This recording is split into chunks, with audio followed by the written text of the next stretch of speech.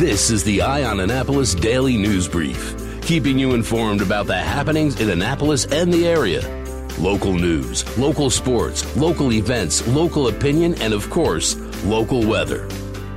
The Eye on Annapolis Daily News Brief starts now. Good morning. It's Wednesday, December 4th, 2019.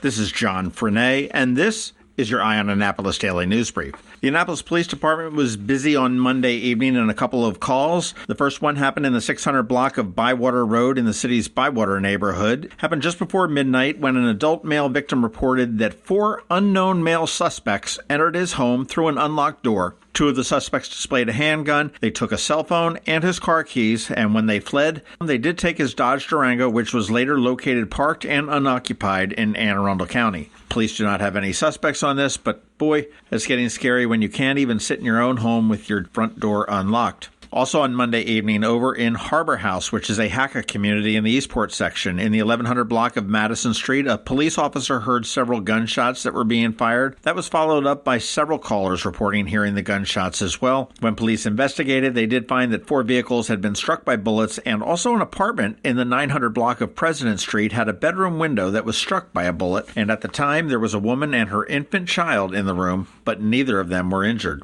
There are no victims or suspects in that incident.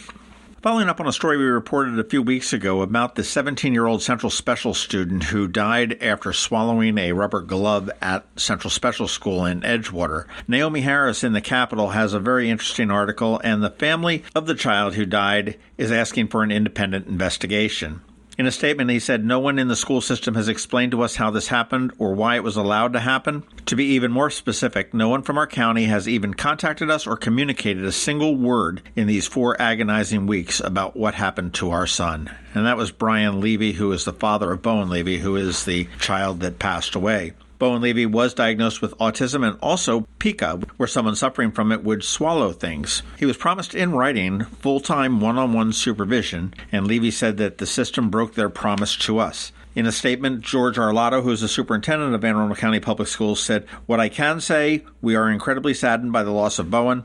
I know the school, the teachers, and the aides who worked with him are devastated by his loss. We feel very similarly." The Capitol did ask the school system for copies of correspondence between employees of the school and the school system since the time of Bowen's death, and that was declined by the Anne Arundel County Public Schools. The Capitol also filed a Public Information Act request to the Anne Arundel County Fire Department for a recording of the 911 audio dispatch, and that too was denied. Sounds to me like the school district is stonewalling. Hey, the FBI is kind of warning about all the smart TVs that are out there, and you may have bought one for Black Friday or Cyber Monday, but they are warning that many smart TV owners now don't take the same protective steps they do to secure and defend their computers, and we should. Smart TVs do collect data to help advertisers better target ads and make programming suggestions based on what you've already watched, but it is also possibly a gateway for hackers to come into your home. Many smart TVs have built-in cameras that use facial recognition to make programming suggestion based on who's watching or for live two-way conversations like FaceTime. And the FBI has said that in a worst-case scenario, hackers can turn on your bedroom TV's camera and microphone, silently record, and cyberstalk you. They do suggest that you take a few steps to secure yourself. They say just don't depend on the default security settings, look into them. If you can, change your passwords, know how to turn off microphones, cameras, and the collection of personal data. And if you can't turn off those features, consider whether you really need a TV as well. If you can't turn off the camera, put a piece of black tape over the camera lens. That will solve that. You also want to check on the ability of the manufacturer to update your smart TV's hardware settings with security patches. Find out how often they do that. And also, and this will kill you, check the privacy policy of the TV manufacturer or the streaming services to see exactly what they collect, how they store it, and what they do with it. Yes, that is that really long, boring thing that we always click accept to, but as technology advances, we probably want to think twice about that.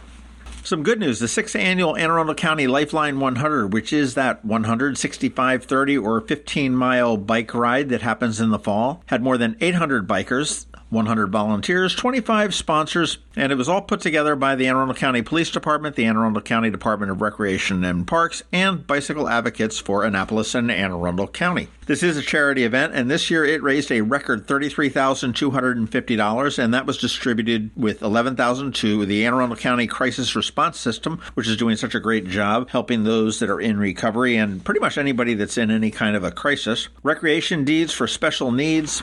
The Tom Carricker Memorial Plaza, which will be created to honor Tom Carricker, who passed away last year. Friends of Anne Arundel County Trails, Friends of Kinder Farm Park, Rise for Autism, I Can Shine Bike Camp, and Bicycle Advocates for Annapolis and Anne Arundel County. If you're interested in doing that ride in 2020, save the date. It is Sunday, October 4th. You can find out more information at lifeline100.com. I've done it for 2 years in a row now. I absolutely love it. It is a lot of fun.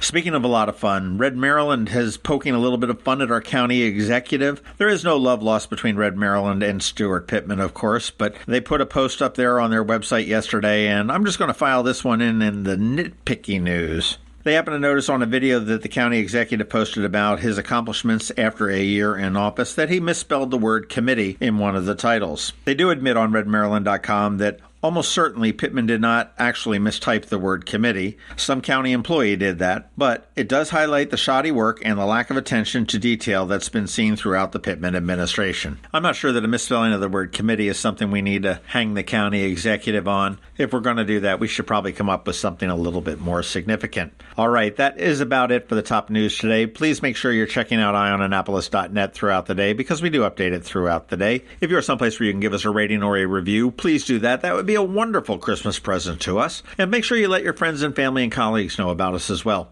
Other than that, hang tight. George Young with your local DMV weather forecast is standing by, and he's coming up in just 1 minute. When a ring from the United States Naval Academy comes into Zacharys for a center stone, it always makes us wonder, where's this one going? Where's this one been? A nuclear sub in the North Atlantic? A carrier deck in the South Pacific? The moon? 52 astronauts are Academy graduates, from Iwo Jima to Okinawa, Corregidor to the Coral Sea, Midway to the Persian Gulf, Congress to the White House. These rings go where America goes.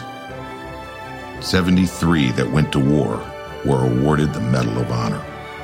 But wherever they go, wherever they may serve, our admiration goes with them. Zacharys. Online at ZacharysJewelers.com. More than a jewelry store, a jeweler.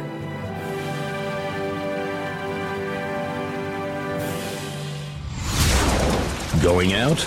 You need the most up-to-date local weather. Here's George Young from DMV Weather in Annapolis with today's forecast.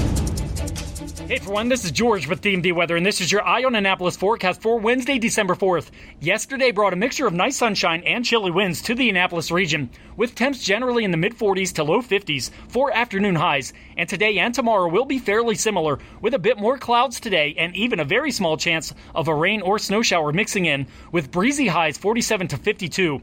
Followed by tons of sunshine and breezy skies again on Thursday, with highs in the upper 40s to lower 50s, which should make for a pretty good night of shopping in downtown Annapolis for Midnight Madness, before winds finally calm down on Friday with sunny highs of 49 to 55 degrees across all of Anne Arundel County. And the outlook for this weekend is for clear and cool conditions Saturday, with highs 41 to 47, followed by more sunshine and 47 to 53 degrees on Sunday. Okay, that's it for today. This is George Young of DMV Weather. Make it a great day out there, and be sure to get our free app on all of your devices by searching for DCMDVA Weather in the Apple or Google App Stores, and also follow us on Facebook and Twitter and on our website at dmvweather.com so you can always stay weather informed. Have you ever been to the Annapolis Mall when it opens for the day? Maybe you've noticed the line of folks waiting to get into the Apple Store.